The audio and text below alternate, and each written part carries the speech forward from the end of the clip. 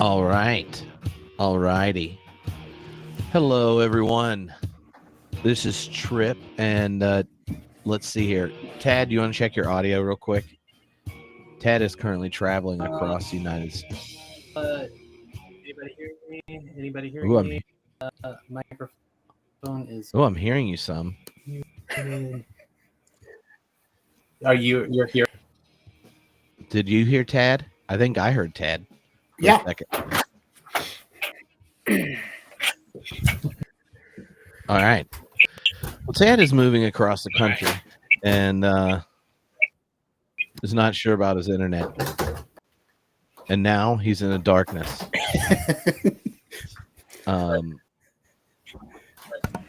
But I've heard of the Dark Night of the Soul. I think this is the Dark Night of the Attic or something. Yeah. Are you guys able to hear me now? Yeah, it's having a lot of trouble. All right. Well, just so y'all know, Tad was here. Now he's frozen again. Tad, we'll pick another time when where the internet's not compromising the situation. Don't worry. We aren't kicking him out because we didn't like his lecture. We're just kicking him out because conversation's hard when you only can hear one out of the 3 or 4 words. Well, we're going to do interviews with a lot of the speakers anyway. So yeah, it does raise questions of class consciousness. Since it's a small town, and that was part of his lecture. So, all righty. Well, here we go. This is now. I'm gonna hit an air horn, so I remember to edit this part out for later. All right. Ooh, there we go. Hello, friends. This is Trip, and today we are kicking off a little online summit on democracy, and well, let's just say it's less than ideal flourishing. It is a series of human beings, institutions, traditions, inheritances, and it's packed full of all the human predicament on steroids with the ability for us to, this time when a political system goes out of control, we got a series of global failures on the horizon. Not just regional ones. So we've invited a host of different thinkers to join us.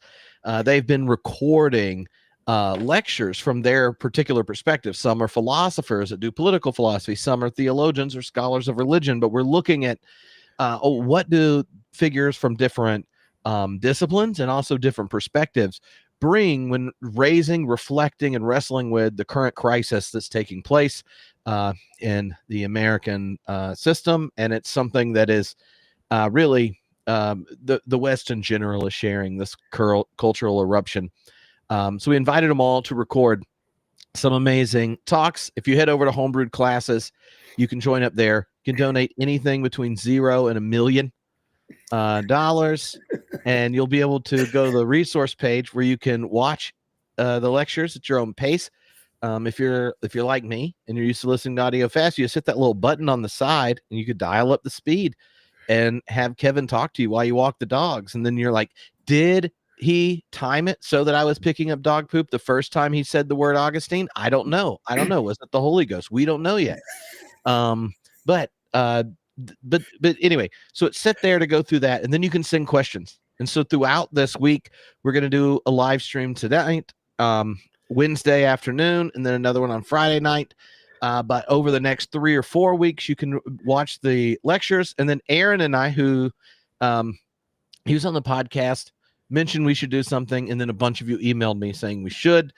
We're going to do follow-up interviews with the different scholars that did lectures. And we'll be taking the questions that come up from all of you into those lectures. So this is kind of a new format where in the summer, you don't all have to be at the same time every day of the week.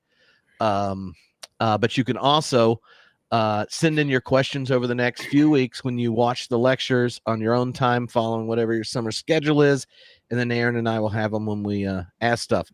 Though, when a few people asked who's coming on Monday, and I said Kevin And Tad, I have a stack of questions on pieces from both of your talks for you to talk about. So there's some generic ones. There's some generic ones, but Yeah.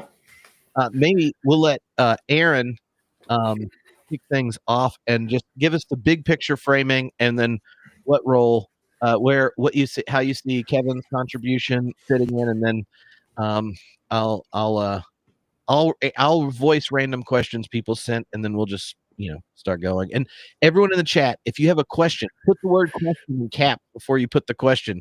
That way, y'all can all chat, and we don't have to pay attention to it, and we'll know, oh, we're really paying attention to that, and I'll save the questions and then ask them at the end or whatever, however it works. So yeah, take it away, Aaron. Sounds good. So good to be with you all. Thanks so much for joining. This has been months of Trip and I bickering with each other about what we need to talk about, and then decided, well, we probably just want to call all of our really good friends who have wonderful things to say about these things and get them involved. So it really is cool to have all the folks that have given these lectures. They are tremendous. They're also remarkably short, which is a very big ask of academics. I'm also a Pentecostal, and so it's a big ask of every single pastor that I know. And so they're like Tad and Kevin, they were both like 39 minutes long. It's like, my goodness, Kevin Carnahan has never given a lecture in 39 minutes in his life, ever. And so I was stunned, and it was coherent and brilliant as usual. So it is great to be with you. I'm a philosopher in South Carolina. Wrote a book called Camping with Kierkegaard that a bunch of you all have supported, and I'm very grateful for the homebrewed community. And I'll introduce Kevin and then kind of say some framing things. So Kevin Carnahan is perhaps one of my best friends in the world. And as I say that, I realize that my character is now deeply in question. But Carnahan and I started as colleagues together at Hendrix College, and quickly became friends over our affinity for volleyball, which might be the most ridiculous game ever invented, like right below Calvin ball. Any of you Calvin and Hobbes fans? And the rules are very similar. It's kind of run around and act like an idiot and occasionally hit a ball over a net. But became very good friends. And with the sort of third partner in crime, the theologian John Sanders, we kayaked together, and between kayaking trips and losing very expensive sets of glasses, we thought an awful lot together about human flourishing and the role of theology and philosophy in that social existence. And so Kevin is a Christian ethicist. I am a philosopher who works in philosophy of religion in particular. And so he and I have disagreed for about 20 years now on the framing by which we make sense of our social existence. And so Kevin is a pragmatist and thinks that value comes from things having practical implication. They actually make a difference. I'm a deconstructive philosopher of religion who loves existential traditions. And so I'm a big fan of like impossibility narratives, and the fact that we could never be good enough motivates us to try a little bit harder. So between the two of us, you get, I think, two very different approaches to what we call democracy. So for me, democracy is an ideal of, as Rob Talise, one of our speakers, discusses it, it's an ideal of self-governing equals figuring out how to do social life. And thinking about that, it motivates for me this constancy of agonistic disagreement, that wherever we stand, we respect each other as moral and epistemic equals when we take seriously that reason giving is what unites us in this shared social project. So democracy without that fundamental epistemic requirement that we give reasons, we receive criticism, we interrogate each other's deep beliefs, not because they're wrong, but because we recognize the only way we can have real social progress is to ground our shared lives in reasons that we can all access, right? This leads to robust disagreement, robust engagement, but it also leads to a really complicated role of religion, because if we are required to give reasons we all can access, we all can engage and take each other seriously as moral and epistemic equals, it seems like appealing to a set of reasons that only apply to a very narrow community, in this case, a religious community, might be itself a kind of threat to democratic flourishing. Alternatively, someone might say, well, that's ridiculous. And Carnahan sometimes says this, because the only reasons that make a difference are the reasons that actually motivate people. And so for religious people, they are motivated by religious reasons. We've got to find a way to integrate those into our social lives. Otherwise, democracy is a facade. It's a thought experiment. It's not a practical reality. So when we think about democracy in a time of crisis, we think about the predicament of modern democracy. Part of what's at stake in that is how can we continue to engage each other across political disagreement, religious disagreement, moral visions?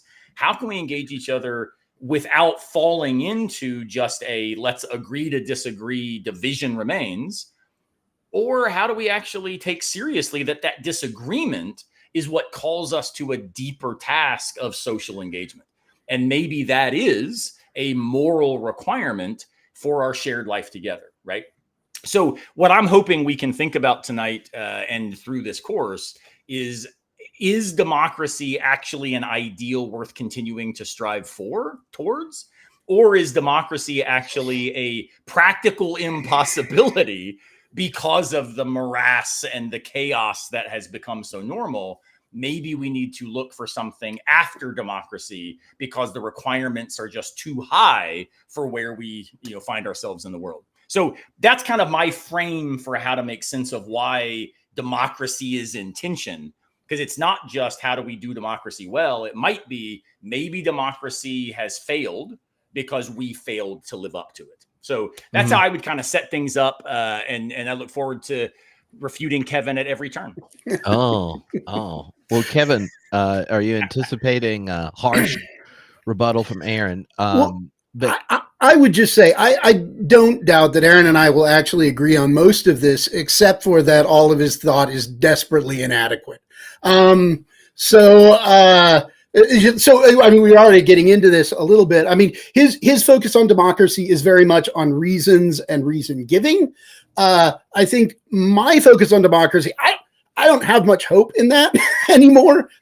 Reasons and reason giving, I haven't seen that work for a significant amount of time. I suspect that in order to get democracy to work, you have to have a more substantive focus on like an idea of justice that prepares people for participation in democracy. Now, I don't have a great deal of like hope in that either, but I do think that an account of like justice and value and how you structure the society is at least as important as those discussions about reason and reason giving. Because I think that in the abstract, we can think about like reason and reason giving. For a long time, philosophers love to think about reason and reason giving. But we also need to think about like the material and structural conditions that allow people to grow into the kind of people that can participate in like thinking through social issues and being able to do all that stuff that you really need to do in order to properly give reasons. So as a kind of background to that, and that has some things to do with my lecture already, which is kind of focusing on this this question of, I guess, so in Tad's lecture, he talks about imaginaries, how you imagine the world around you. And my lecture is interested in like Christian ways of thinking about authority and God and government and how we live in the society and how we value things so that we open up ourselves to the possibility of a kind of democratic pluralistic space that we live in. And so that's kind of, yeah. So Aaron's wrong is the main thing that I wanted to get out there. I would just make clear that we are obviously, for all viewers, saying the same thing from two different sides. Because Kevin would admit, this vision of substantive justice that's anchored in our material conditions of existence, surely we've got to give good reasons for why this account rather than that account's the best way to go. So we're not actually at odds on this. It's just a way of saying, if we're going to disagree, what's at stake in what we're trying to celebrate or what we're trying to foreground. And I do think that we land at different places on a very sort of consistent spectrum in that sense. So, yeah. So there was a question that showed up two different ways about Kevin's lecture. And for those that haven't watched it yet, obviously you can go to homebrewedclasses.com, sign up, and you can watch his lecture along with a whole bunch of others.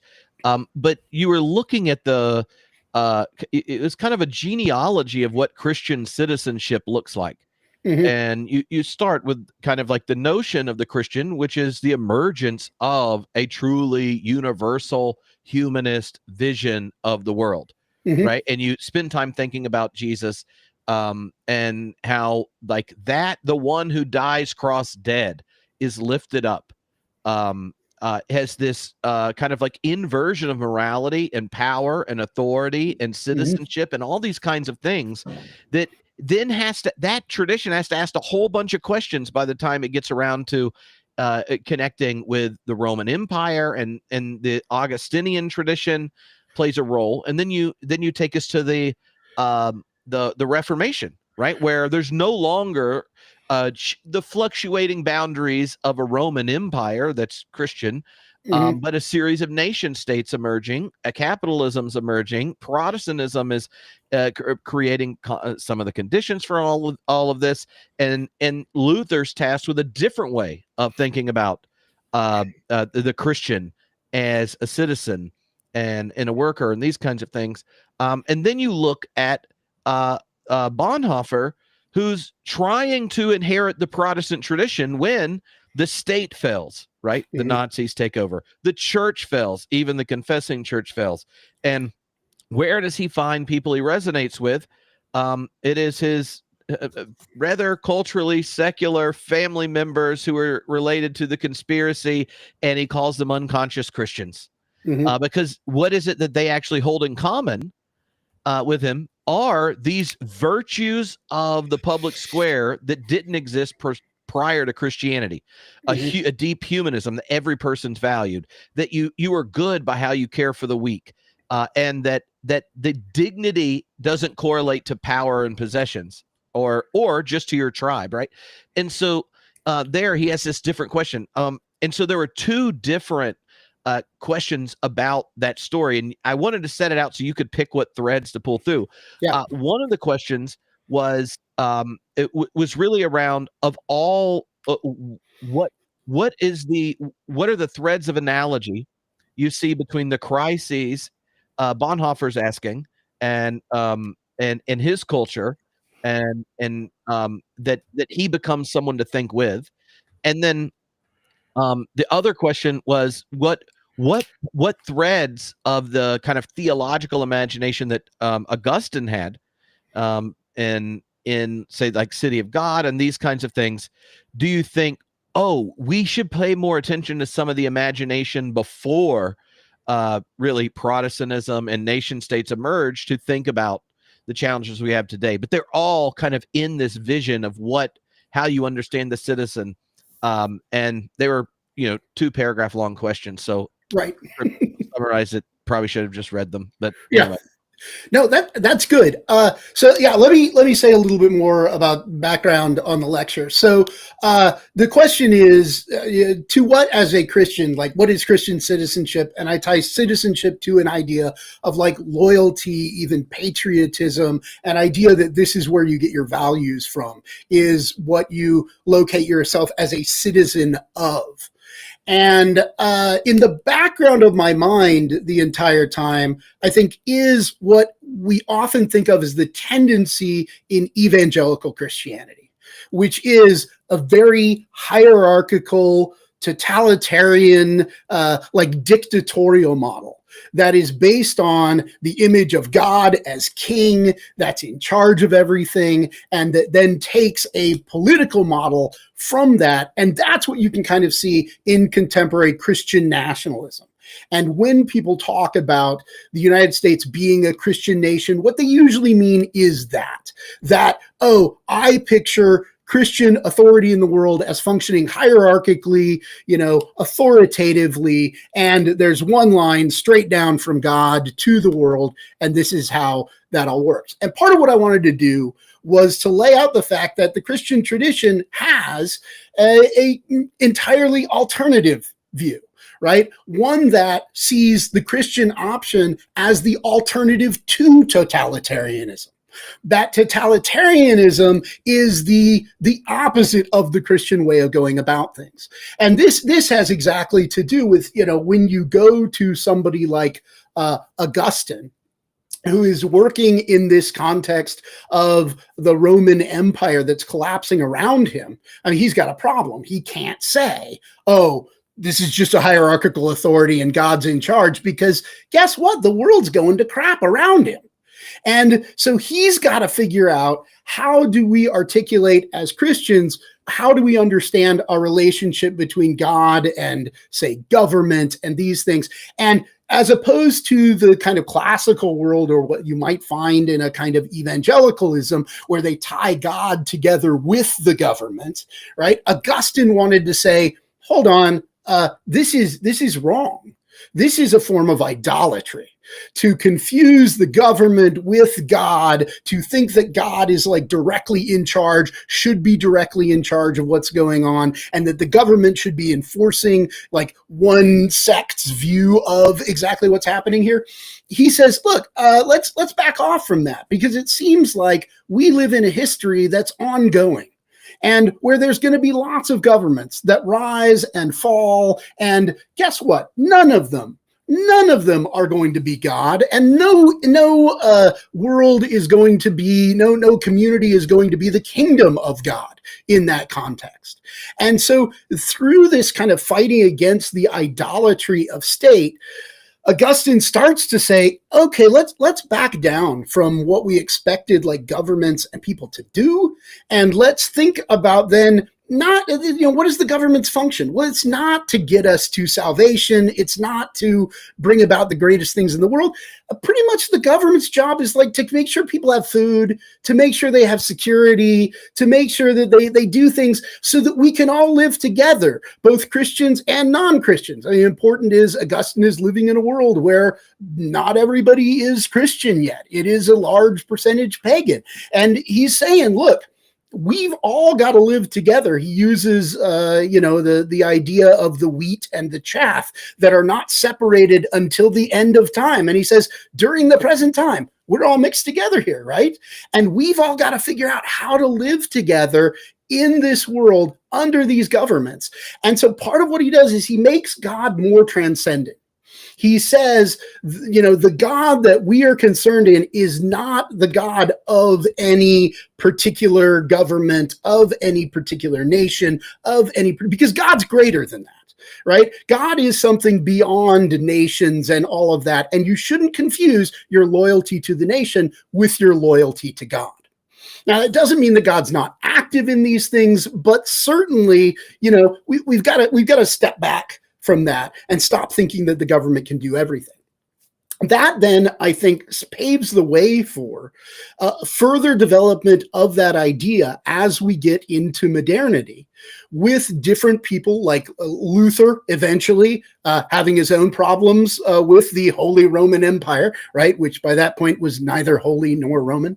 And he doesn't want the emperor coming down on him for being a reformer. And so he's got to say, okay, let's separate these things off from each other. Let's separate out church and state, right? Let's make them really clear in their distinctions, and what they're in charge of are going to be different. So the government's in charge of secular goods. The religion is in charge of like salvation.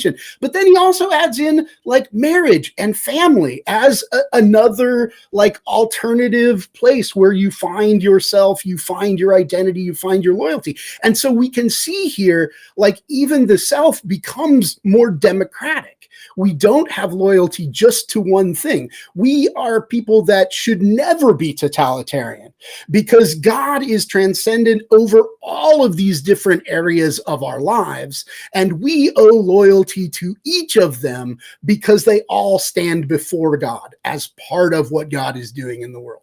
And then that's what you see Bonhoeffer really developing in his idea of the mandates. By there, he's added in like labor as another one of these categories. And you're exactly right. So that says something about, we need to draw on this history in order to move forward, in order to produce a Christian alternative to the kind of evangelical picture that you get in so much of Christianity today. Unfortunately, evangelicals just don't seem to recognize that there's like 2,000 years of development that's happened in Christianity over these issues, right, between now and then. The second is harder. Golly, what are the parallels between Germany and in the 30s and us in the present? Here's Jenny's question. Yeah. Which is not surprisingly, I guess, significantly shorter than my attempt to raise it. Yeah. So you're drawing on parallels in current political developments and the totalitarian threats that Bonhoeffer faced. Might someone argue that this comparison is overdrawn? I'll tell you what.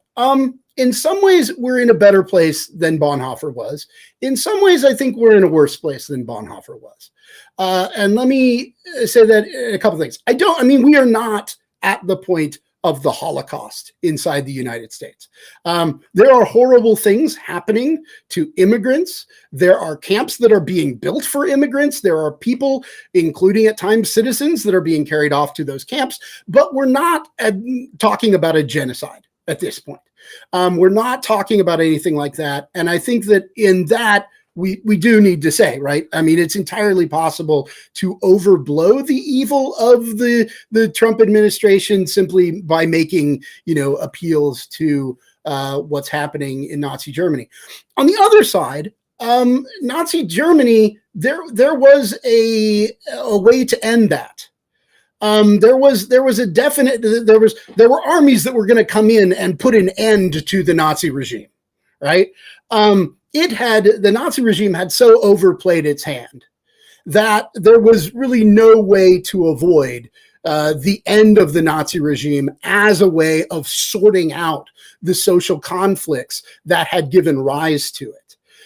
There are times in history where there are just massive social conflicts, and it almost takes like what the equivalent of a world war to sort them out.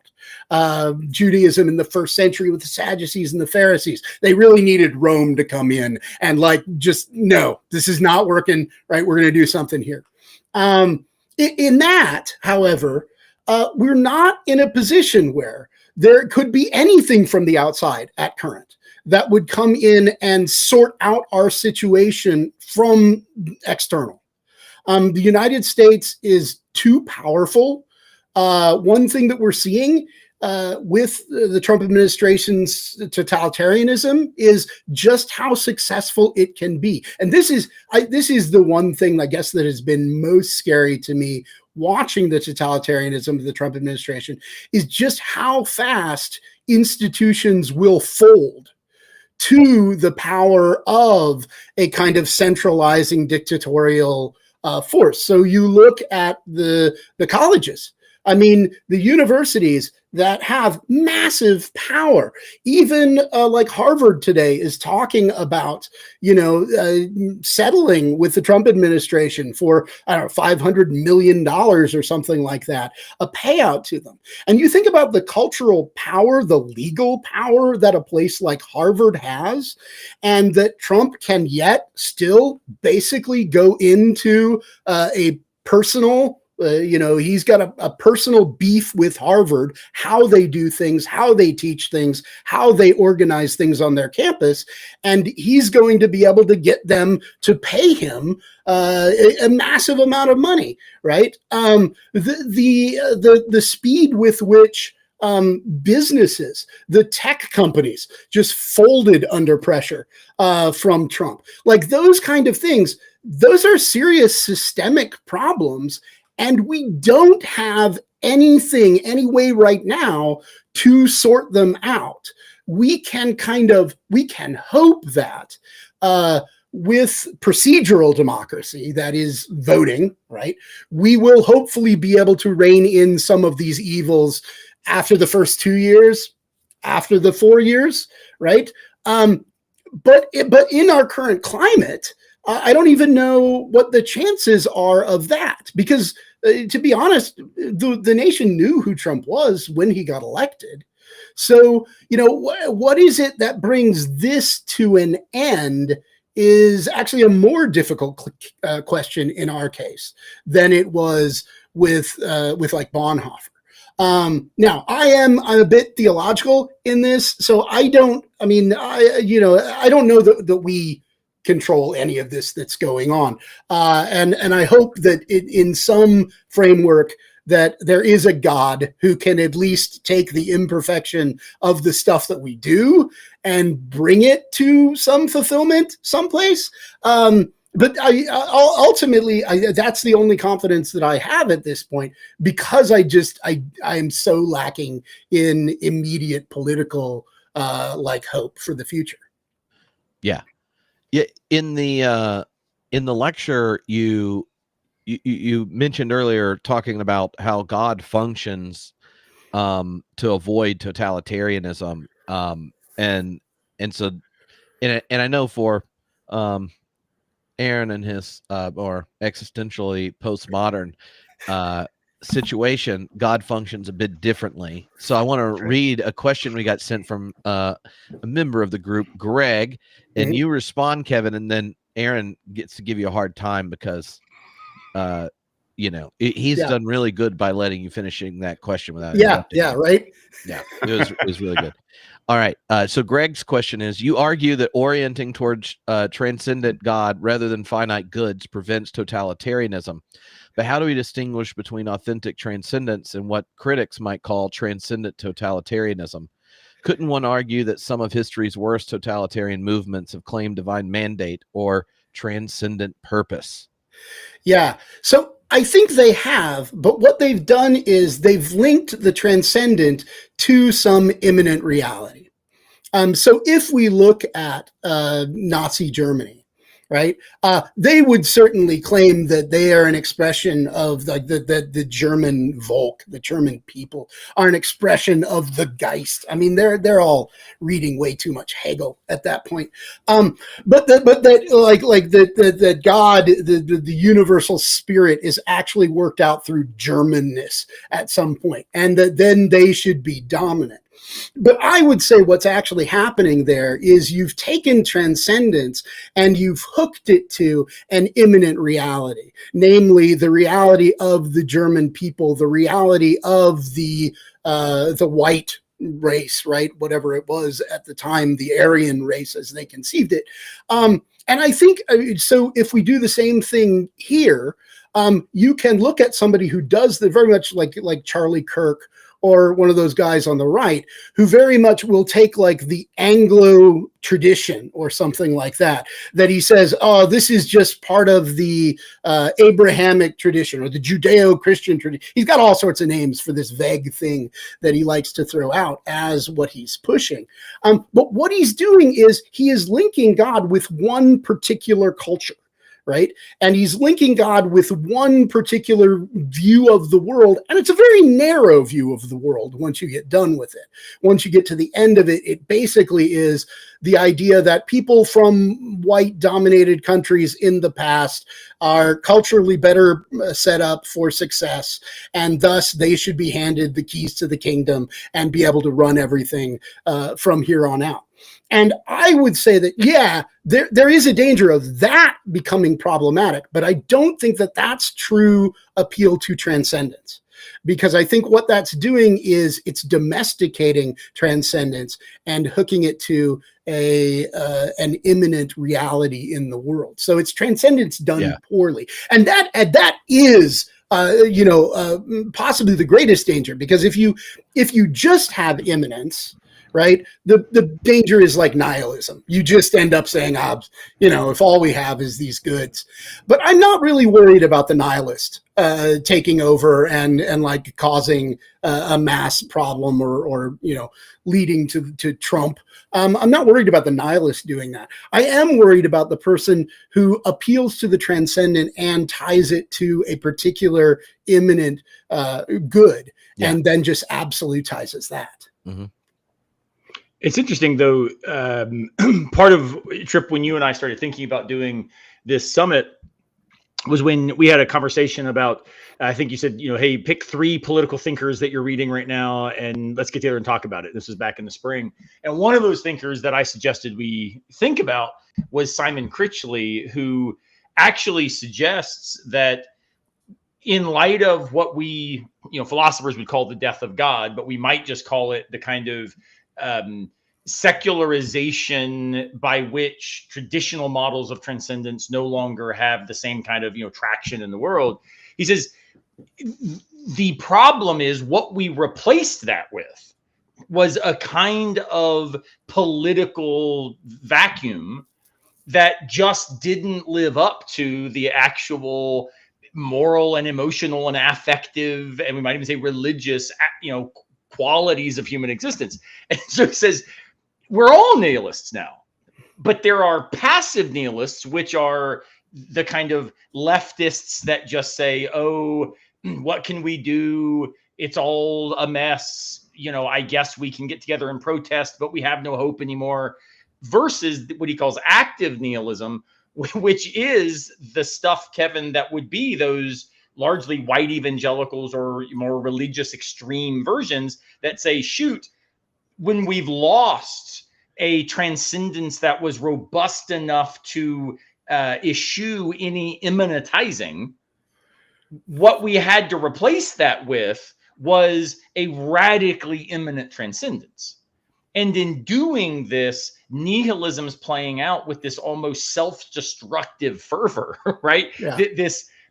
All of the moral commitments that would have defined these communities just a decade ago or 2 decades ago now become thrown to the wind in the name of political expediency, right?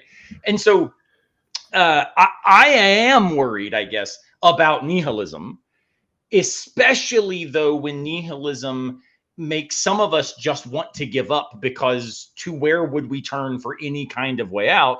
And then the other nihilists are saying, shoot, when nothing matters, I can win and get away with it because there's no moral cost to doing so, right? Yeah. And so that tension is what motivates me to wrestle with a view I used to reject. So I know, bringing it back to a question of reason giving, I don't mean to be reductive in that. I mean to say, I actually think there's something really, really, really important by what Rob Talese calls belief polarization, where we now overestimate the evidence and warrant for our own views because we see the critic of our view as so irrational and so immoral, right? That there's no possible way to countenance their critique. And what I'm genuinely now sympathetic to is, look, I get why religion historically, and Christianity in particular, has been an opponent to the idolatry of totalitarianism, right? And this is why, for what it's worth, growing up, even my early grad school self, I was a hardcore bring your religious reasons to the public square. The best resource we have is something like this Christian tradition to which we can appeal in radically hospitable, inclusive sorts of ways, right? I just don't know if that works anymore. And for Bonhoefferian reasons. Bonhoeffer says in I think it's an ethic in the notebooks, but he actually says, I no longer can talk about God with religious people because what they mean does not share any resemblance to what I mean when I talk about God, right? And so I'm actually wondering, rather than doubling down on the importance of this kind of, Christian critique of totalitarian idolatry, maybe what we need is just to say, look, leave God out of this in the name of Christ or something, right? Like, part of why we just say no, if your arguments can't hold up without divine sanction, you suck at the project of deliberation. You are bad at what social life demands of us. And that's where we've got to think about public education, think about material structures, think about the realities of poverty that create these disparities by which what counts as reason tends to look an awful lot like the internal monologue of the wealthy, right? Of the privileged.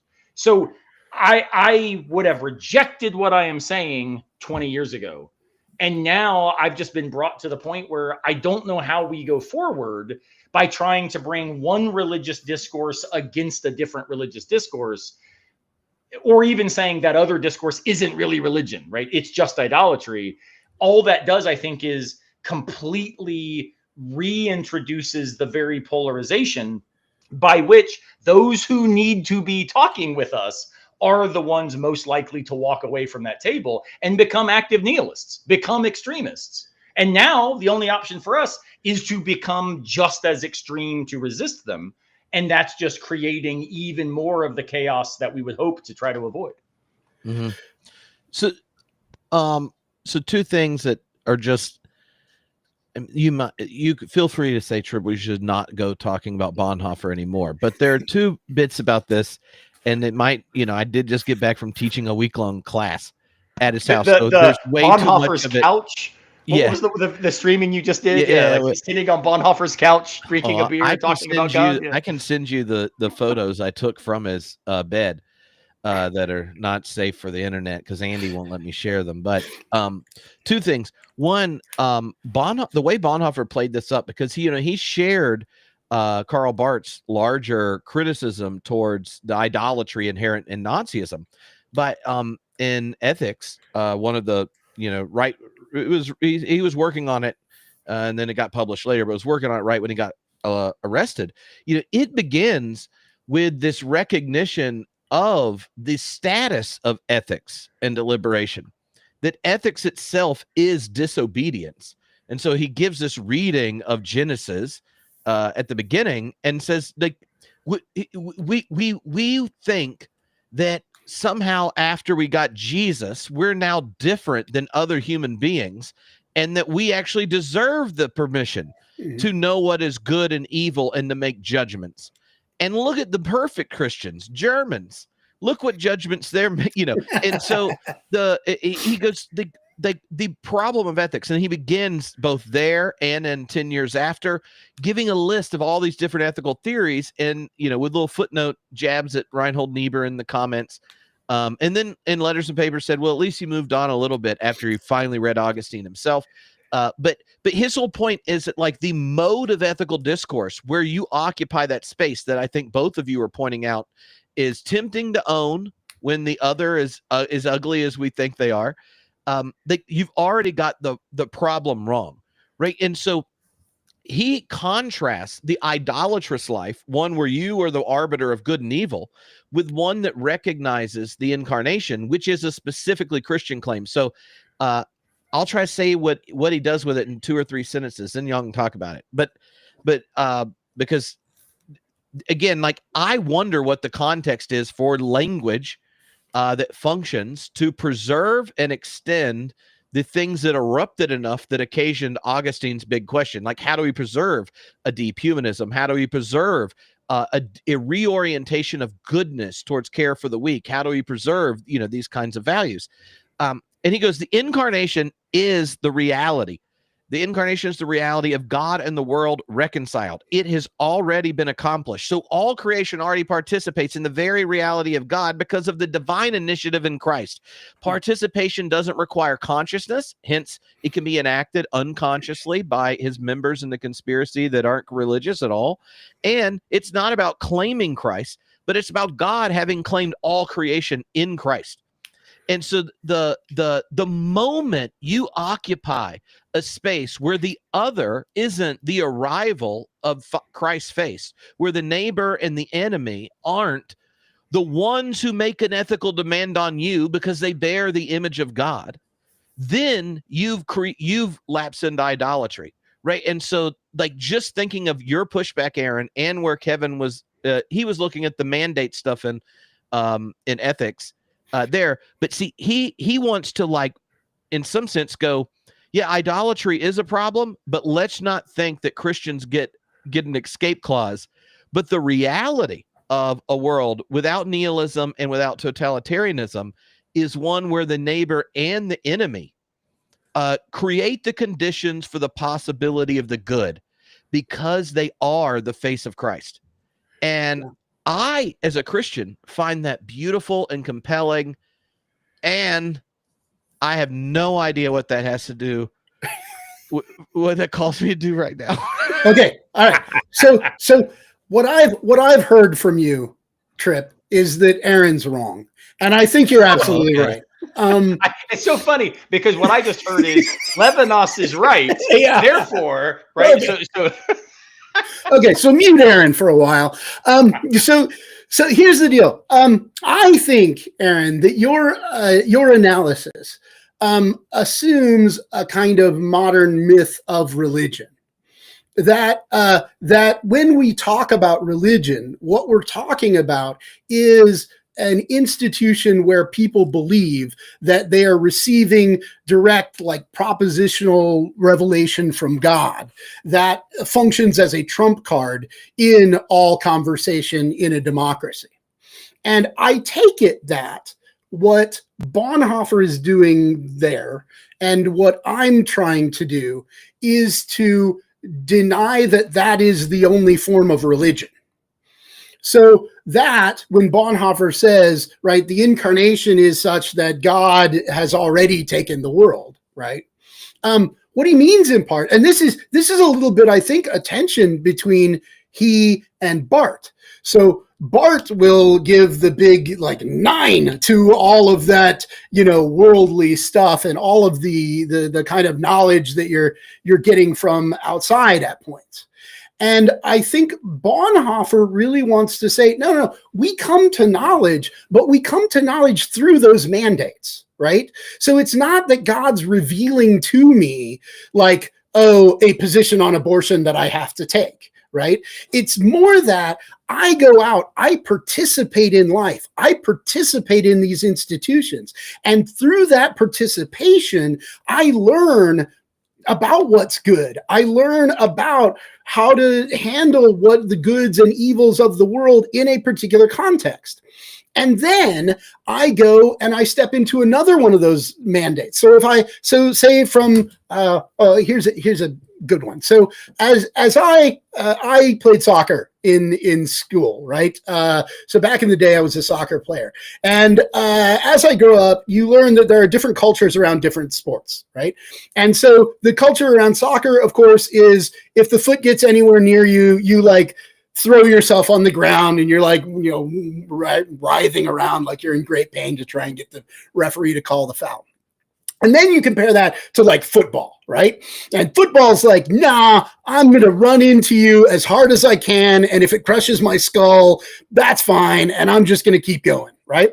Now, there are two institutions who have figured out how to deal with goods and evils in particular ways, right? And then, having existed in multiple different institutions, you go across and you bring critiques from one to the other, right? And so you say, you soccer players, it might be a better game if you didn't flop on the ground, right? And you football players, it might be a better game if you didn't get concussions all the time that are going to end up, like, right? So when I picture, like, Bonhoeffer thinking through the ethical deliberation that happens in a democratic society, and when he's invoking theology, right? He's giving you a theological picture of the world, but not one that gives you a trump card in the conversations that you have in a democracy. It's one that places you in exactly the same contexts that everyone else is placed in. You have a different understanding of them. You have a different picture of how they function internal to like the world being meaningful at large. But it's not that you have a special revelation from God that you're supposed to do this, you're supposed to, like, break out of this. And this is, I take this to be exactly why Bonhoeffer has a problem when he gets to his dealing with the German government, right? Because he believes that at this point, when the Nazis take over, they collapse this entire system that you're supposed to learn morality from. And they collapse that. And now he's got to say, where do I go once the epistemic mechanism has been collapsed, right? That I and everybody else is supposed to participate in. What do we do then? And this is exactly where the moment of responsibility comes from, is this time when you're functioning without those institutions. And so you have to do something extreme. Now, okay, so what I would picture theology as doing in these contexts is giving us a vivid and developed picture of how all of these institutions are working that we're gaining our knowledge from, not giving us special revelation that comes from the outside and that then functions as like I mean, you know, Richard Rorty was really concerned with conversation stoppers, right? These things that, oh, if we come to it, I'm just going to say, well, this is what God thinks about abortion, and so we're done. And I do think that what Bonhoeffer and some other theologians are giving us is a way that theology functions that's not that way. That is not a conversation stopper, that is not the end to a conversation, but that gives us the context in which we live. Now, in a pluralistic society where you don't just have Christians, but you also have Hindus and Buddhists and whatever else, then I think that everybody is going to have to come up with their own richer picture of why they participate in the society in that way. It might make sense for Christians to say, well, I believe that God's providence works its way out through all of these institutions. Maybe the Buddhist will have to say, well, the inner being of myself and another person is really engaged through this pluralistic engagement in a democrat. I don't know exactly what a Buddhist political philosopher might say, right? But they're going to have to come up with their own account of why they're doing that. But I take it that what the Christian is interested in at that point is not coming up with reasons that will trump everybody else, although that is how evangelicals tend to use it, but rather making sense out of why we are in the situation that we are, where we don't have trump cards above everybody else, and where we are all trying to work it out as well as we can in the kind of middle ground that Augustine gives us, where none of it is ultimately like sacred. So going back to the passages you read, Trip, like I think when we say, hey, when I look at the other person with whom I share the world, right? They are, in some sense, you know, we might say the face of God. They are the call of moral life. They are the incarnation of transcendence and immanence, confronting me as a certain kind of, I would say, moral demand, but it might be just a social demand, right? However we want to cash that out.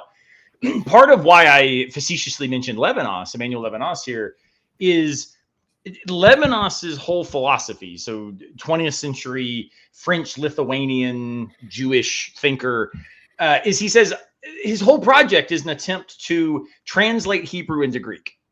And by that, now, whether he was successful, you know, my friends and I debate in very technical ways, but I think the idea of saying, what would it look like to tell that richer story about the face of each and every other being infinitely a moral demand upon my existence as a challenge to the ontology that liberalism has offered us, right? And in some ways, Tad DeLay's account of like these material realities attending climate change offers a kind of challenge to liberalism in the same way.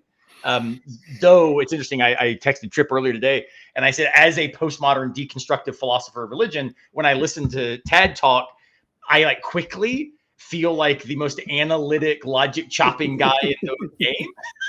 And I'm like, I hear Deleuze, but what was that argument again? So amazing talk. But what it's doing is, I think, a similar sort of move, right?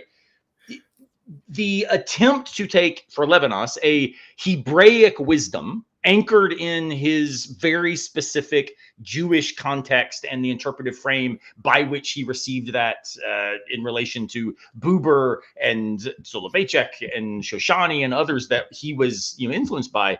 He translates that into what we might call a different ontological story that doesn't require any commitment to anything like God as any specific account, nothing like transcendence as any theological framework, but it's instead saying, look, we've got an option. We can start with the liberal ontology that says you are, as Rawls would put it, free, equal, independent, mutually disinterested beings defined by reasonableness and rationality. Yeah. And then Rawls tries to say, well, this is just a political conception. There is no ontology here, which is utter bonkers, right? Of course, that's an ontological story. And Levinas says, I love what flows out of that story because we get institutions like rights, we get institutions like legal structures, we get appeals processes, we get freedoms of the press, we get an open society. But the problem is we have an open society justified by radical egoism, right? And so those are always going to be at odds with each other. But what if we instead thought about what justifies an open society is this dramatically robust commitment to selfhood being a relational engagement with each and every other that calls me to task, and to whom I am responsible to give some justification for the way I navigate the world, right? Now, that's not reasons trumping everything and dominating and winning. It's about this constant, vulnerable process of realizing that the upside of humility is hospitality, right? If I recognize that I am obligated to others and constituted in relation to others, this motivates free presses, because don't listen to me. I could be wrong. We need a space where critique becomes possible. This is just what relationships give rise to. We need a robust structure of the rule of law, not because, this is some moral justification anchored in theology, but because that's what it looks like to take seriously the radical equality of all people's interests in this relational context, right? So I guess my thought is, I get what you're saying, Kevin, and here I'm going to sound, my goodness, I'm going to sound like the pragmatist to my ideologically idealistic friend from Missouri. Yeah. But everything you're saying to me doesn't run afoul of some, moral theory or modernist theory of religion. It runs afoul of the fact that the best-selling book on Bonhoeffer in the last 30 years was Eric Metaxas, right? Like the problem is the story that you are telling, with which I agree, that Tripp is quoting, and I'm sitting here in my Pentecostal roots wanting a bass line and a B3 to start playing so we can start dancing. Woohoo! Amen, brother.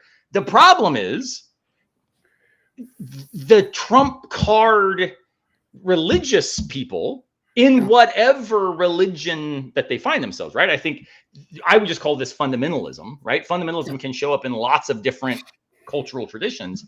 That forces us to recognize changing the game can't just be that we're going to use their words and mean different things by them. And in doing that, that's where, for me, the thought is none of my fundamentalist religious neighbors think that they are egoists, right? And so really doubling down on, let's actually unpack the egoism that lies at the heart of the claims you are offering, my friend. I see this as more like a kind of McIntyrean immanent critique strategy. And so it's not appealing to sort of the victory of capital R reason. It's appealing to the relational context in which giving and receiving reasons is a matter of seeing in the face of the other someone worthy of and demanding of the time and energy it takes for me not to just think I'm right. And what it's worth, I'll just kind of give the opposite side. What sucks about this, of course, and I tell this to my leftist philosophy students all the time, this means we can't be smug, right? Like this first and foremost has to then critique the ease with which we would dismiss all of those modernist, metaxas reading fundamentalist clowns. But man, I kind of want to. Like, I want to dismiss them because there's something about that that makes me feel like, no, I'm standing for real moral commitment. And that's where I think we become leftist fundamentalists or progressive idolaters or something. And that's why I think an attempt to secularize the engagement because of the very theology you are describing and that Bonhoeffer articulates, I think it motivates that kind of engagement. And this is where then that's the only way I can make sense of like Bonhoeffer participating in the Valkyrie plot. It was an attempt to secularize in pragmatic terms the theological commitments that defined his existence. And in order to do that, it sometimes means that we might have to engage in ways that aren't fit for the sermon, right? And that's where I just start sounding like a pragmatist. Yeah. I mean, so I guess a couple of different things. Number one, I would just, for me, your Levinasian like framework would just be, I would understand that to be your religion. Like at that point, that's just your religious framework that you're working out of. If that's the thing that becomes the comprehensive like way of making sense of the world. And then the question would be, okay, why do we allow that narrative, right? And not another narrative, say Niebuhr's narrative, to come in there at that point, right? I also think that there is probably we need multiple different critiques of metaxas. I'm going to offer one of metaxas as an idolater, which I think is a like imminent critique that I would wish that I can wish that evangelicals would pay attention to a lot of things, but you know, that is ostensibly in a kind of evangelical language, right? That in theory they should pay attention to. It's just such crappy scholarship, right? Like this is just a professional embarrassment. Oh yeah, right? That too. That like I don't even. I mean, and this is though I think part of the problem. So what you're calling religion. And maybe you can clarify this for me. And I wish Chad were here because I think the imaginaries is sort of coming in as well. I hear when you say religion in this kind of more expanded, more robust, more Augustinian way, that just sounds to me like hermeneutic frameworks by which comprehensive doctrines emerge. Yeah. And cool, but I don't see what's gained in our practical political context bringing in religion as the naming of that, because as soon like when I tell people like I'm a Pentecostal, unfortunately that means either that I play with snakes, which I try to avoid at all costs, right? I jumped a rattlesnake on a bike the other day. I did not stop. You did not stop. Hey, you're not going to take the chance. See if the spirit moves. There was no snake handling. Or two, it means, oh, so you're like Paula White. And it's like, no, she is the antithesis of everything I take to be true about what I believe and what I try to embody as a Pentecostal. So the reality is I've struggled to even figure out, like, can I even publicly identify using these terms that indicate to so many of the audience the exact opposite of what I'm trying to use that term to do, right? The critical work not just falls flat, but might be radically antithetical. Yeah. And this is where in a polarized democracy, where one side in particular has claimed theological sanction for their behavior, I just wonder, well, shoot, what we can't do is the Rorty strategy, right? That's what gave rise, according to Critchley, to the nihilism. We just got God out of everything, and then there was nothing left there to take it up. But what if we started thinking about real moral existence, real moral argumentation, expecting each other to take seriously the requirements of social existence? And maybe we can do that for religious reasons, but without religious reasons, right? And that's the thing where I just don't know how we go forward otherwise. And people like Rob Talese say, hey, we're screwed no matter. Y'all should just go play golf together, because only these embodied modes of social behavior are likely to have any kind of relationship that can withstand the assault that we're currently undergoing, right? Yeah. Well, I mean, at the end of the day, and this is something also to say, is that we ought to be clear about what it is that we're trying to defend in this. For me, like when we talk about democracy, if we're talking about procedural democracy, like the ability to vote every, I don't know, 4 years, every 2 years or whatever, I mean, that's cool. It's important because it allows us to like rethink our leadership and change stuff out every once in a while. But I would want something more robust than that. And I think that this is also what you would want as well, which is a kind of a robust democracy that is concerned about those people and providing people with sustenance that allows them, sustenance and education and all of those things that allows them to participate in the democracy. And I'm much more concerned about whether wherever somebody starts and whatever their reasons are, with whether they are also concerned with that project.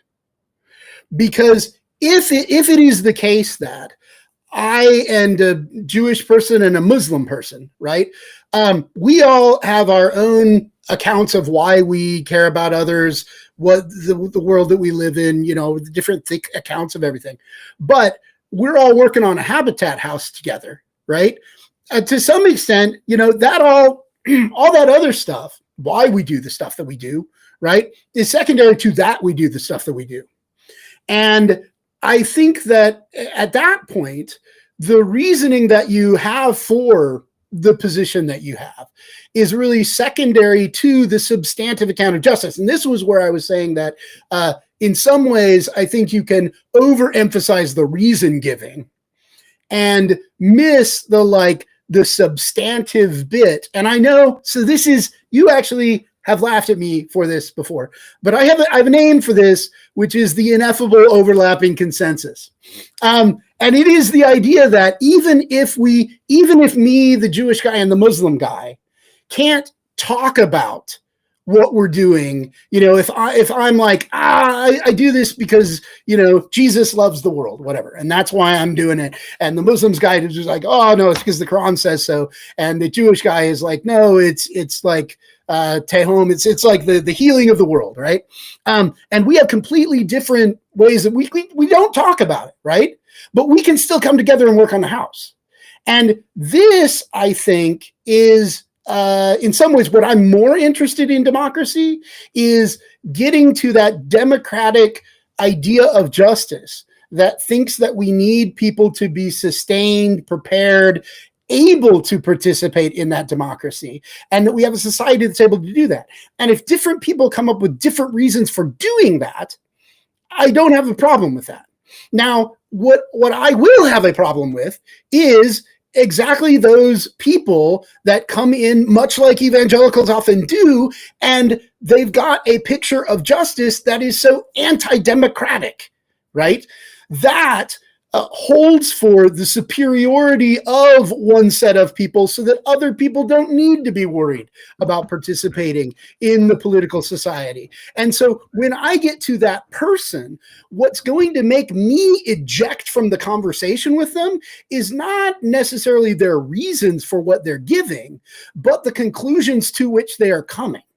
Because if we can't work together at the end of the day, then whatever reasons you're giving, right, that is in some way a separate thing. So I do think that you and I might be different on this, because you often think about what are the standards of rationality that somebody needs to bring with them in order to participate in democratic discourse. And I think Talese would say, right, as long as a person can follow their entailments of the rationality, they can participate in this. And at some point I'm like, no, because what you really need is you need a democratic understanding of justice. And I think that can come in various different frames. It can come in a Jewish frame, it can come in a Muslim frame, it can come in a Hindu frame. That can come in lots of different ways, as long as we have enough of an overlapping idea of the goods that we ought to be providing to everybody in the society, that at the end we can do that. And so that becomes my measure much more than like standards of rationality for engagement in political discourse. Makes sense. Right. I told Tripp we need to move on to other questions, but I want to point out how dumb your friend is, Kevin, when you mentioned the Tay home. Yeah. I kid you not, it took me like 15 seconds to try to figure out, why is he talking about the quarterback of the Chiefs? So just to make clear the highbrow discussion occurring here. So so that I don't get it's tikkun olam. That was what I was thinking, but my Hebrew entirely short-circuited in my head. But it definitely was not Patrick Mahomes. It was definitely not Mahomes. I did have a class where students made up their own religion, and they called themselves Mahomies, which was an awesome religion. But that's a completely separate thing. Yeah, no. I meant tikkun olam. That's why I so quickly bailed out of that once it started coming out of my mouth. Well, yeah. Okay, so we only have like 12 or 13 minutes left. So I got 4 questions that we need Kevin here to answer, and we can't do them later. Well, at least they were sent to him. So I'm going to read 2 of them, and then you respond, Kevin, and then the last 2 y'all talk to each other about, and we'll try to do it in 10 minutes. All right. So these 2 are both about the political tradition that comes out of Christendom, and what do you do in our contemporary context? Anne asked, how would you translate the insights of the Augustinian citizenship for non-Christians? Can the resistance to totalitarianism you describe work without specifically Christian theological commitments? Something y'all were talking about, not there. Now, Trish had a question that goes along with this, is how do ethical and religious traditions function in a pluralistic culture? It seems that without a shared tradition, we all become capitalists and it wins. Yeah. And you had to do a good job on that, because Tad's not here, and we know that that when everyone checks his lecture out, it would have been catnip of a question from Trish. Okay, so yeah, and I do think, I mean, there is an extent. We had talked about nihilism a little bit earlier on, and I think that gets a little bit to this, what the capitalism wins, right? That there is a danger with democracy that, because people don't share rich background cultures and ideas, that we just boil everything down to the simplest set of things that we agree on, and that we abandon those bigger pictures of the world, which is ultimately usually where we get our meaning from.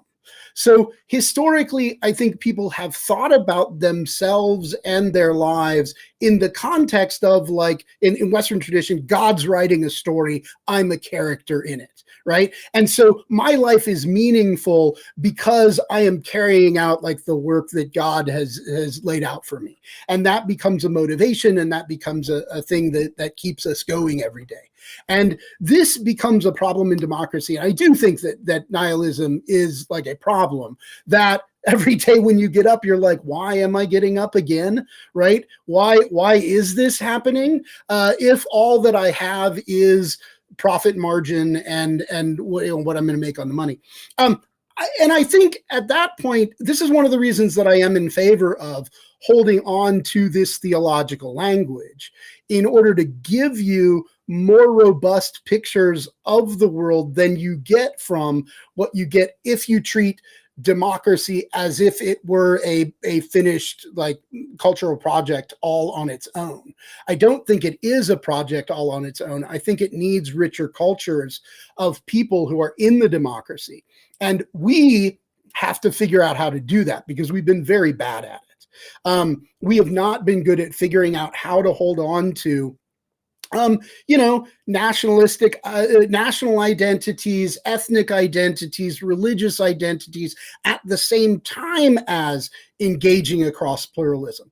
I mean, I just saw recently there was this might have been in Pennsylvania, there was like an area that had an Italian flag that was the break down the road, like where there's usually the two yellow lines, and the mayor of the town came through and said, no, for safety reasons, we're gonna have to get rid of that. And it was like this little Italy, and people like rebelled against it and said, and it's like, here's the thing, like, that's a good, like, that's a cultural good, and we want people in our democracies to be parts of all of those different institutions, in part to keep the meaning going as you go through all of your life in pluralism and engaging with other people. Now, the other question takes us in the opposite direction, which is, okay, then how do you engage with the pluralism if you're going to be a part of one of those cultures? And I think there's a couple of things here. One is that we should try and learn multiple different languages. I mean, we all do learn different languages, and we all do learn different cultures. And this was part of the idea, like, even when we talk about life in the family, life at work, life in the church, life in your in your education, life throughout all these different institutions, we learn different ways of living, different ways of putting things together. If you treated your family like you treat the other participants in a poker game, obviously there would be problems, right? You learn the standards in each one of those, you learn the languages in each one of them, and you learn how to translate inside and out. We do this all the time.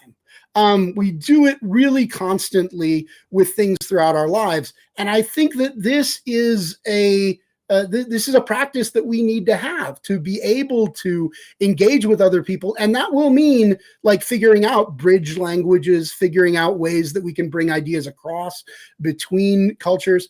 So for the Augustinian, I do think that if you go, so immediately I could think about, like, if I came across a person who was Muslim and I wanted to explain, I'd be like, okay, well, you know how when Islam started, right? Muhammad was in charge of everything while Muhammad was around, right? He was the judge, he was the jury, he was the executive, he was right.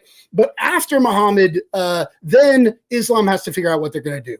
They have to figure out, are we gonna separate out the people who make the legal decisions from the person who's in charge, right? From the caliph, or in Islamic language, like the ulama, from the caliph. And it turns out in Shia Islam, this is exactly what they did. Well, there's a parallel development in Islam to the kind of thing that you find in Augustine happening there, where you've got a pluralization of society. And I suspect that multiple of these languages are reflective of developing and changing material conditions as people go. So it won't be surprising at all to find that there are parallels across multiple of these languages that give us opportunities to have conversations across them. Not everybody will be an expert in doing all that, right? But I don't think it's impossible to do that. I think it's possible. I think that is, in some ways, the least of our problems if we could get past the current problem of totalitarianism. I would be much more comfortable where our problem was, how can I have a good conversation with my Muslim neighbor? That would be a joyous thing to be able to consider in a society where we are, like, sending immigrants into lockup someplace in a foreign country. So yeah. Mm-hmm. All right. So we're going to do questions. We're going to do them quickly. Yeah. We'll see if we can. Well, all right. Yeah. Now, I'm just saying that, Aaron, because I know Nancy's question is going to. I'm going to become a cooperative Baptist. Okay. And say abandon nothing my since Church of it's God controversial. Something like that. Yeah. All right. Nancy asked, can we give up on persuading our neighbor but still love them? I sadly think we need to put MAGA in timeout and not in dialogue. Do I need to repent? Yeah. My answer, for what it's worth, is simply yes. Yeah. And we've got to figure out how to do that sometimes. I refer to this as, we have to maintain the category of unreasonable citizen and unreasonable neighbor. That doesn't mean we are excused from neighbor love, but it might mean that productive discourse is impossible and actually a failure of good democracy to try to keep doing that work when the other party is simply refusing to participate. Yeah. And this goes back to what I was saying about if a person can't buy into that overlapping picture of developing people's lives, there's some point at which I'm just not going to have much interest in having a discussion with them. And that happens very quickly online, that especially in online interactions. Absolutely. It makes it so much easier to love people when you write them off and occasionally block them. Yeah. And I should say, Kevin and I, about 90 or so % of our active conversations are me calling him, asking some version of Nancy's question to Kevin. Yeah. And Kevin saying, dude, block them. And I'm like, yeah, but I mean, there's got to be. He's like, no, block right. Them. So yes, Nancy, I sympathize deeply with the question. And I call my confessor, Dr. Carnahan, who is very quick to say no repentance required, block. So just block them. I will say, though, as long as procedural democracy is in place, we need to convince some of them. Now, I don't think that's necessarily as big of a problem as some people think. I think Democrats make a mess of that, but that's a different. What are you talking about? They're like at peak performance, right? I mean, this is my good. I saw a comment online that said, if Trump doesn't release the Epstein files, I'm willing to vote for Ocasio-Cortez. And this just gives to me, like, the fact that this person is not like concerned about right or left, right? They're interested in somebody doing something radical to address the problems of the current period. They don't really care whether it's MAGA or like democratic socialists. And those are people that the Democrats need to figure out how to tap into. Yeah. Whereas as long Democrats as they just are do exactly what they're complaining about. Yeah, like, yes. The Democratic Party, even though when they've run actual nominating processes, there's certain kinds of candidates that tend to succeed in them until the leadership overcomes them. That's right. Yes. That's right. And, you know, sometimes they end up setting records on the number of people that vote for them, I don't know, to run for mayor of the biggest city in the country, and you can't even figure out how to vote blue no matter who. Yeah. And I know someone that might ask that question is Stan, who sent the last question we're going to do tonight, because he said, I really want to hear Kevin talk about this because we talked about it early on, maybe almost 2 years ago. He said, why are Christians just now talking about the tragic evil of Palestine? And for those that are interested, near the beginning of that whole thing, Kevin and I did a podcast about it, and he told a lot of the history and lots of details. But Stan's long emails, like, I really want to know what Kevin thinks, because it was like 2 days ago, Hillary and Obama decided they used Twitter and couldn't avoid pictures anymore, so they said something. And anyway. So do we want the cynical answer or a fluffy answer? My cynical answer is they're talking about the evil of Palestine now because Trump's president. It's not their problem to solve, and it is a very difficult problem to solve. But also, like, when Biden was president, Biden was doing an absolute shit job in dealing with Palestine. And for Christians, for the kinds of Christians that were worried about Palestine, right? It was hard to complain about, because you knew that if you weaken Biden too much, Trump might become president, and that will only be worse. And I do think it's worse. But I think it's easier for those people now to step up and say something, because I think they don't have the political problem that they did when Biden was in part behind providing the bombs that were underwriting the genocide there. More long distance, I think some Christians have been, especially because, like, in Palestine, the Christians that are there are Arabs. They are people that are suffering along with the rest of this. So I think there are parts of Christianity that are. Obviously, evangelicals are not, because they are often bought into a whole set of Christian Zionist premises that are deeply troubling on their own. So yeah, that's a little bit of the cynical, a little bit of kind of more generous.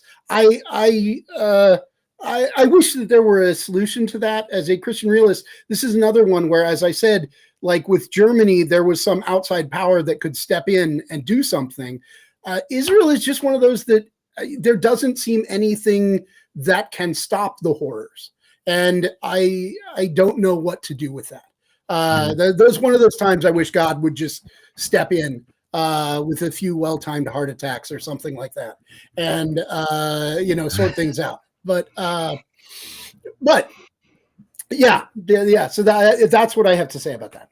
Mm-hmm. Yeah. All right. Well, Aaron, we're wrapping up. This is good stuff. And for people watching, tonight was the quasi more philosophical take on these issues. Wednesday is going to be more theological take. And so I expect to end up serving as more the role, asking the questions and then letting Trip get his jollies. And I will introduce some sort of drinking game with like the number of times he mentions, look, the way we need to understand democracy is by going to Tolkien.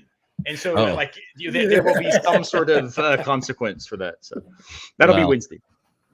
Oh, and it's at what time Wednesday? Wednesday morning, noon, right? Eastern. Noon. Yeah. Noon Eastern. Noon Wednesday. Eastern Awesome. on Wednesday, and then Friday night, the same time as this. And thank you though, everyone. You homebrewedclasses.com. You can sign up. If you've already signed up, you get all the emails have a link to a resource page. There's one password for everyone, and it goes there. And then you can watch videos. You can respond to any of those emails or questions. They all get added to the list. And then if it's for someone specific, let us know. But if it's like, here's a topic or issue, then sometimes I tick them, ticks, like count, and be like, oh, we make sure we bring this topic up. And those of you that sent some for Tad, I will use them in follow-up interviews, because we're going to do interviews with a bunch of the people that gave talks over the next couple months, where questions, after you've kind of participated in the live streams, watch the videos, they show up. It's a little attempt at some community learning engagement, and it should be fun. So, Kevin, thanks for being our guinea pig. And, happy to do it. Always a pleasure, Kevin. And Trip, I thoroughly enjoy being able to think with you anytime. And the fact that someone will be disappointed if one of us does not make the following reference. Everybody should go listen to Tribe Called Quest.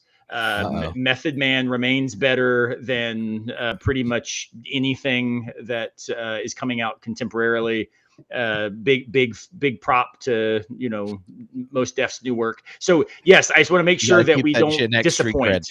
We don't want to disappoint the 90s hip hop fans that tuned in just to hear how we made that land.